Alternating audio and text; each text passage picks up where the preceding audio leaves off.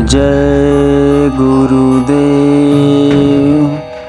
इस वीडियो के माध्यम से आपको आज ये पता चल जाएगा कि रामपाल बाबा नकली हैं या असली हैं, रामपाल बाबा फेक हैं या फिर असली हैं।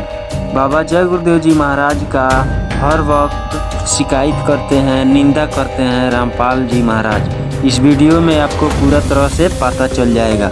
बाबा जय गुरुदेव जी महाराज ने अपने अनेक सत्संगों में यह बोला था कि आने वाले समय में सारे भक्तों का कटनी छटनी और चटनी भी होगा।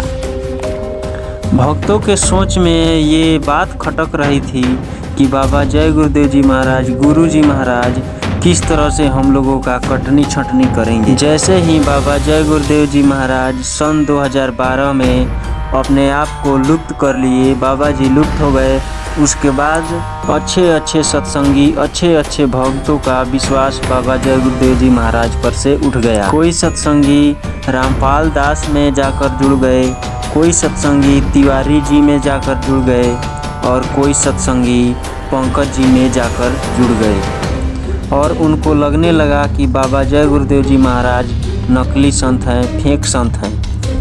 बाबा जय गुरुदेव जी महाराज के निंदा करने वालों का कभी भला नहीं होता है। वैसे ही रामपाल दास ने बाबा जय गुरुदेव जी महाराज का निंदा करने लगे, इसीलिए उन्हें अपने पापों का सज़ा भुगतना पड़ रहा है। यहाँ आपको सारी जानकारी पता चल जाएगा। सरकार के मुताबिक रामपाल दास जी पर जब सरकार को शक हुआ, तब सरकार ने अपने पुलिस को रामपाल दास जी को पकड़ने के लिए भेजा। तो उस वक्त रामपाल दास जी ने छोटे छोटे और बड़े बड़े बमों का इस्तेमाल किया। वहाँ पर बड़े बड़े हथियार मिले, बुलेट प्रूफ जैकेट मिले, वैसे जैकेट मिले जिस जैकेट पर बंदूक का गोली फेल हो जाता है। अब आप ही सोचिए कि संतों को बड़े बड़े हथियारों को क्या ज़रूरत है और बुलेट प्रूफ जैकेट की क्या ज़रूरत है। अगर पुलिस पकड़ने आती है तो अपने आप को सरेंडर करना चाहिए, बल्कि उन्होंने अपने चेलों से पुलिस से लड़ने के लिए तैयार खड़ा कर दिया। जब हकीकत में वे संत थे तो पुलिस के सामने सरेंडर क्यों नहीं किया और कोई चमत्कार दिखाकर बाहर आ जाते, जैसे कि बाबा जय गुरुदेव जी महाराज ने इंदिरा गांधी को चमत्कार दिखाया था। रामपाल की भक्तों ने ये भी नहीं सोचा और यहाँ भी उन लोगों को समझ में नहीं आया।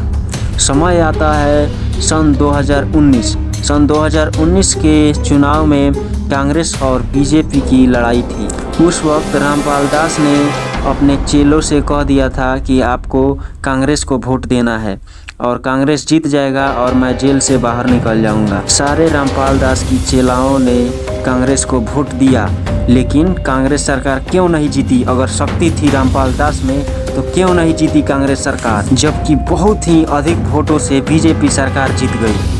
यहाँ पर भी रामपाल के चेलाओं को समझ में कुछ भी नहीं आया, गधे की गधे बने रह गए। इतनी घटना घटित हो गई, लेकिन रामपाल दास के चेलाओं को ये चीज़ें समझ में नहीं आ रही है। असली संत वही होता है जो किसी संतों का शिकायत नहीं करता है, निंदा नहीं करता है और बदनामी नहीं करता है।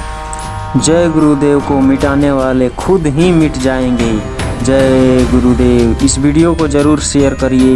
हकीकत आपके सामने है, सारी सच्चाई आपके सामने है। आप समझ ही चुके होंगे कि क्या है रामपाल दास जी की सच्चाई।